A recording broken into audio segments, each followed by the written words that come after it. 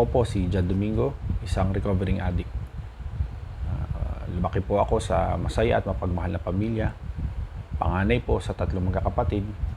At ni minsan hindi ko po naramdaman o naranasan na yung aking mga magulang ay nagkulang sa akin. Yung aking pong family ay involved po sa politics. Kaya't sa murang edad ay nasabak na rin po ako sa pamumulitika. Sa edad po na 15 ay naging SK President po ako ng aming lungsod. At dahil po dito ay nagkaroon po ako ng kapangyarihan, katanyagan at pera. Dito na rin po nagsimula magbago ang aking buhay. Natuto po akong uminom, manigarilyo, mambabae at magmariwana. Naalala ko po nung mga panahon po nito, wala po akong ibang inisip po inatupag kung hindi ko paano ko po makukuha yung mga bagay na sa tingin ko ay makapagpapaligaya sa akin. Nung ako nga po ay kolehiyo, naalala ko, mas madalas po na ako ay nagbibisyo kaysa nasa loob ng eskwelahan at nag-aaral. At dahil po dito, nagpalipat-lipat po ako ng eskwelahan. Nagdulot po ito ng malaking kalungkutan, hindi lamang po sa akin, pati rin po sa akin sa mga mahal sa buhay. At ang nakakalungkot nga po nito, sinusubukan ko lamang tabunan o pagtakpan yung aking mga problema sa pamamagitan ng paglalasing, pagmamariwana. At dumating na po sa punto na malala na po yung problema ko, na hindi na po ito kinakaya ng pag-inom-inom lamang. At dito na po ako nagsimulang mag-eksperimento ng ibang bagay upang pagtakpan yung mga problemang ito. Dito na po ako natutong magshabu. Lumala po yung aking bisyo hanggang sa punto na nagnanakaw na ako ng mga gamit sa bahay namin. Nagsisinungaling na ako sa magulang ko, nagmamanipula na ako. Dito na po ako ipinasok ng aking mga mahal sa buhay sa rehab. Umaasang pagkatapos ng programa ay ibang jud na yung lalabas. Subalit hindi po ito naging sapat. Bumalik po ako sa aking dating bisyo. Noong mga panahon po na ito ay meron na po akong asawa at nagkaroon po ako ng 3 anak. Kung sa ibang tao po, baka po sabihin nila na yung pong pagkakaroon po nila ng 3 anak o ng pamilya, sapat ng dahilan para yung kanila pong lumang bisyo o lumang buhay ay kanilang talikuran. Subalit hindi po para sa akin. Mas lumala pa po akong isang addict dahil dumating na po sa punto na paggatas na lamang po ng aking mga anak ay pinandadrugs ko pa. Bukod po dito, natuto rin po ako mga babae, pag-inom, at talagang sinira po ng shabu yung aking buhay.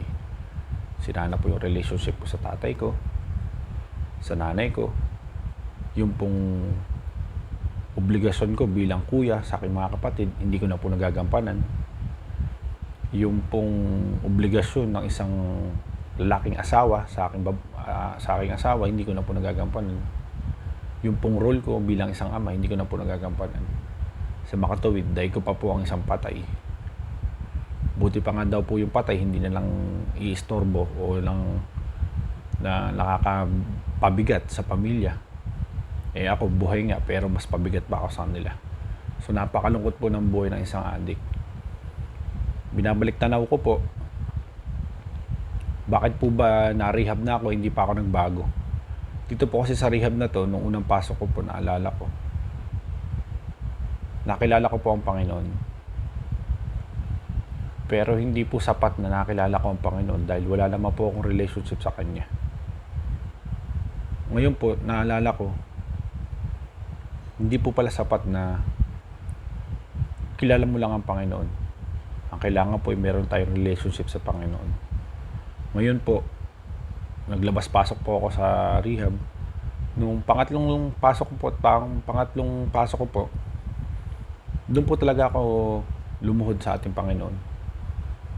Nakiusap sa Kanya na patawarin yung aking mga kasalanan at tulungan po ako na yung aking pagbisyo ay matalikuran. By the grace of God, sa tulong din po ng mga tao sa loob ng Penwell, naitutok po nila ako sa tamang direksyon.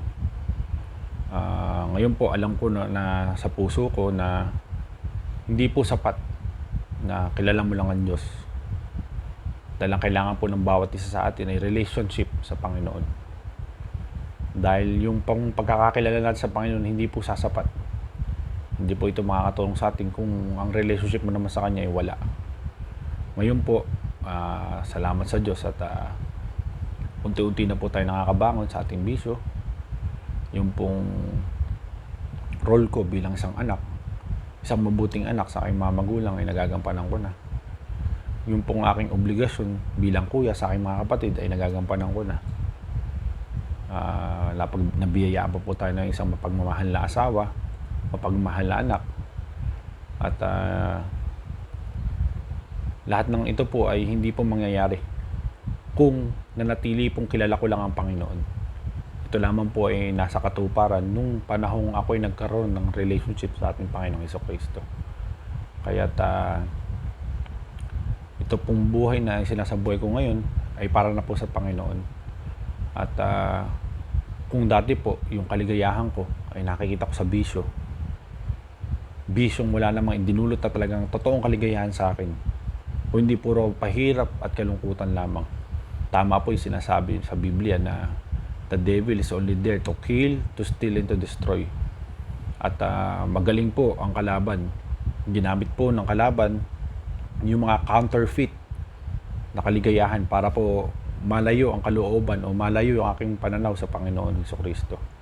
Natutuwa naman po ako at habang buhay na magpapasalamat sa ating Diyos dahil siya po ay tapat sa ating mga buhay, na hindi po niya hinayaan na ang isang tulad ko ay habang buhay na lang maging adik. Hindi po niya hinayaan na isang katulad ko ay mamatay na lamang na isang adik. Hindi po niya hinayaan na isang katulad ko ay mapunta sa impyerno. Subalit nung siya po ay nakilala ko at nagkaroon po talaga ako ng tunay na relationship sa Kanya, ay hindi lamang lang po niya inayos yung buhay ko dito sa lupa.